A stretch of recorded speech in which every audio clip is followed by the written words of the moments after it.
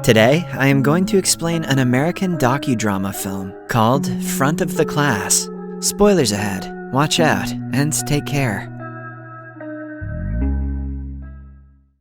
12-year-old Brad Cohen has Tourette syndrome. Because of the condition, he makes strange noises, twitches, and yells randomly. All these actions are involuntary, and Brad has no control over them. But in the small town in Missouri, most people are unfamiliar with Brad's unique syndrome. They do not believe him when he claims he cannot stop the tics. Even his father, Norman, thinks his son is making the noise just to trouble his parents. Brad's classmates bully him often, and the teachers are of no help. The tics started when he was 6 years old, around the time Brad's parents were getting divorced. Ever since, his mother has taken him to several doctors, all of whom have associated his tics with depression. That is why the real cause has never been diagnosed, and people continue to believe he is just a spoiled brat. Brad's only friend is his younger brother, Jeff. Although they fight and bicker all the time, Brad feels like Jeff is the only person who gets him. Their father, Norman, lives in another city and visits them once in a while. He connects with Jeff, but Brad has always been sort of an embarrassment for him. He often scolds the kids to stop yelling and moving so much. His father's distrust in him makes Brad feel like a failure.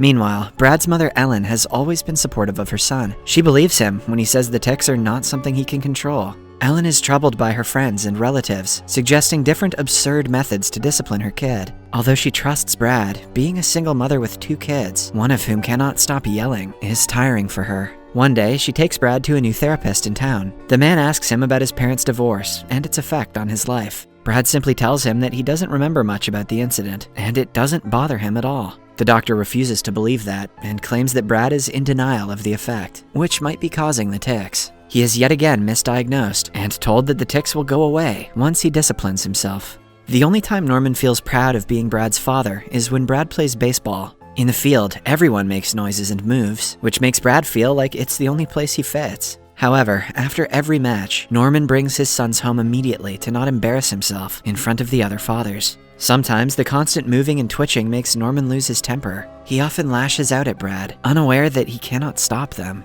Brad usually gets good grades and is excellent at studying. However, trying to concentrate on exams brings out the worst in him. The stress makes his tics frequent and uncontrollable. One day, his science teacher brings him to the principal's office for the 100th time for the same reason. The principal calls his mother and agrees to give Brad the last chance to stop his mischievous behavior. Ellen insists that her son cannot help it, but the principal, in turn, calls her a bad parent for making excuses for Brad's bad behavior. Having had enough of everyone blaming her son, Ellen takes it upon herself to find out the real cause of his symptoms. She does extensive research on conditions that cause people to yell and twitch. In the end, she comes across Tourette's syndrome.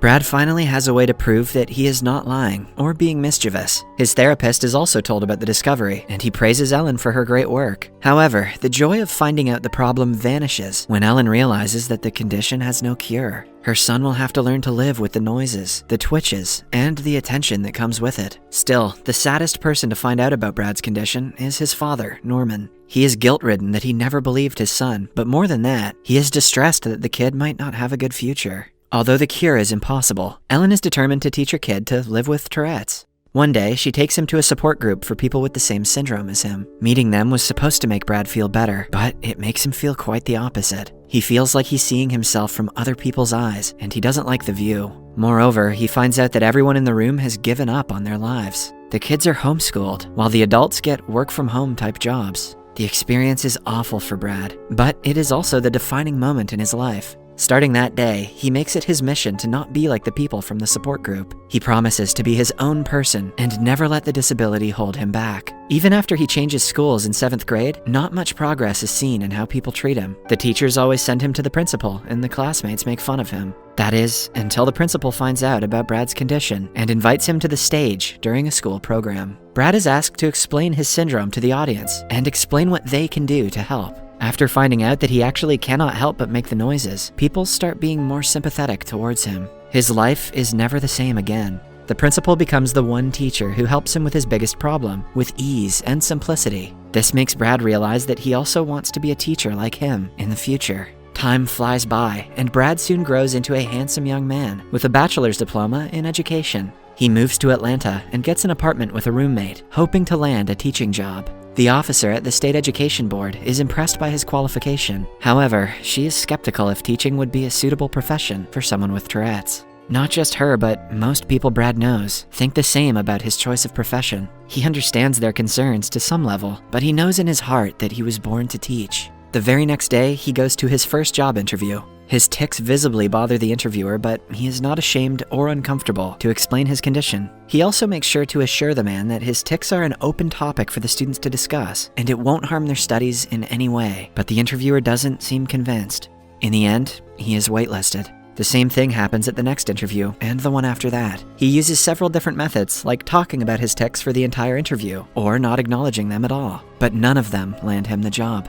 To take his mind off of things, his roommate sets him up on a blind date. He meets a girl at a bar and is instantly attracted to her. The only problem arises when people around them stare at them because of Brad's tics. By the end of the night, his date is visibly uncomfortable to be seen with him. It turns out that Brad has never landed a second date with any woman. He still hopes that one day he will find someone who can see him past his tics. Brad's father owns a construction business in Atlanta and is ready to help him with money until he gets a job. But Brad doesn't want to accept favors from Norman. The man still thinks that Brad cannot survive as a teacher and voices that opinion every chance he gets. After 25 failed attempts at job interviews, Brad has a mental breakdown in his car. He feels hopeless and broken. But after talking to his mother over the phone, he realizes that the tics aren't the reason for his failure. He just hasn't found the right school. For the 26th interview, he goes to an elementary school. The principal and vice principal are already well informed about Tourette syndrome and do not make Brad feel uncomfortable by treating him any differently. The interview goes on for 2 hours and is the best one he has ever had. By now, Brad has learned to not have high hopes, but still, he cannot help but wish to get the job.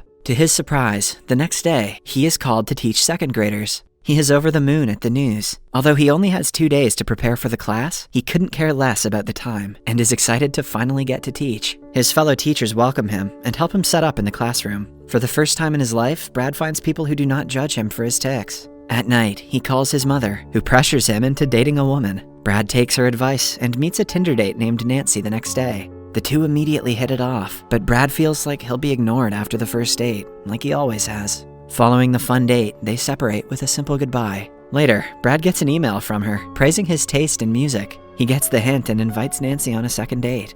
The next day is his first day as a teacher. Initially, the children laugh at his tics, but then he explains to them what Tourette's syndrome is and what it does to people. Even the second graders seem to be understanding after finding out Brad cannot control the noises. They ask him several questions, all of which he answers happily. By the end of the day, the kids love him. But the same cannot be said for the parents. When they come to pick their children up, they seem to not like the new teacher. Brad senses this, but is confident that they will like him after getting to know him better. Meanwhile, he continues dating Nancy and starts falling in love for the first time. She genuinely doesn't seem to care about his tics and likes him for his personality. In school, Brad bonds with a cheerful little girl named Heather. She is the smartest one in the class, but it is her kindness that catches his attention. When the other kids make fun of Brad, she shuts them down. Some parents request their kids to not be in Brad's class because of his disability. The school allows it, but Brad is asked to keep his head up because the parents are the hardest part of the job. One afternoon, after school, Heather comments that she is about to lose her hair. Her mother confirms that the little girl has cancer and is undergoing chemo. Even still, the chances of her survival are very low. The news saddens Brad to his core. The mother also adds that Heather cannot wait to come to school nowadays. He is the only person keeping her happy during the last few months of her life. The news only makes Brad feel bittersweet. A few weeks later, Brad goes to take a test for the master's degree, but isn't given a private room, as promised. He talks to the administration, but they refuse to help him. When he starts to panic, Norman comes to his aid and threatens to sue the administration. They eventually agree to let him take the test in private. The incident is a bonding moment for the father and son. In the following scene, we see Nancy and Brad go to his mother's house for Thanksgiving. Seeing her socialize with her family, Brad cannot help but to get emotional. He pulls Nancy aside and confesses his love for the first time. Eventually, Heather stops coming to school. Her classmates make letters and postcards wishing her good health, but one day they get the news that they had been dreading to hear. At Heather's funeral, Brad refrains himself from going inside, thinking that he will disrupt the ceremony. But her mother thanks him for being her daughter's sunshine in her darkest days and invites him in. A few months later, Brad's life is running smoothly. He has a loving girlfriend, a good relationship with his father, and a job that he loves. Then, one day, he is called to a school meeting and informed that he is being awarded Sally Mae's First Teacher of the Year. On the night of the event, Brad gives a heartfelt speech that everyone loves. The movie ends with a message that we should never let any obstacle stop us from pursuing our dreams. Subscribe for more videos like this, turn on notifications, and leave a like to help the channel out. Thank you for watching.